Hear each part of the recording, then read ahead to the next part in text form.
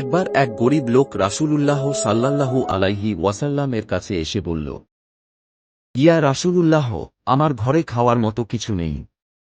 রাসূল সাল্লাল্লাহু আলাইহি ওয়াসাল্লাম সাহাবাদের দিকে তাকালেন।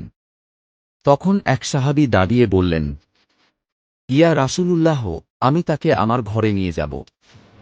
সেই সাহাবী তাকে বাড়িতে নিয়ে গিয়ে স্ত্রীকে বললেন, আজ রাতে আমাদের অতিথি এসেছে, ঘরে কিছু আছে কি?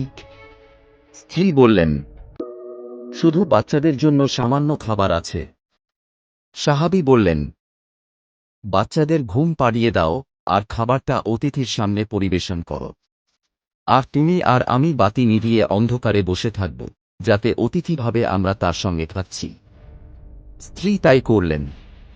অতিথি পেট ভরে খেল, আর তারা দুজন ক্ষুধার্ত থেকে গেলেন। পরদিন সকালে রাসূল সাল্লাল্লাহু আলাইহি ওয়াসাল্লাম হাসিমুখে বললেন, আল্লাহ তোমাদের কাজ দেখে এত খুশি হয়েছেন যে ফেরেশতাদের কাছে গর্ব করেছেন।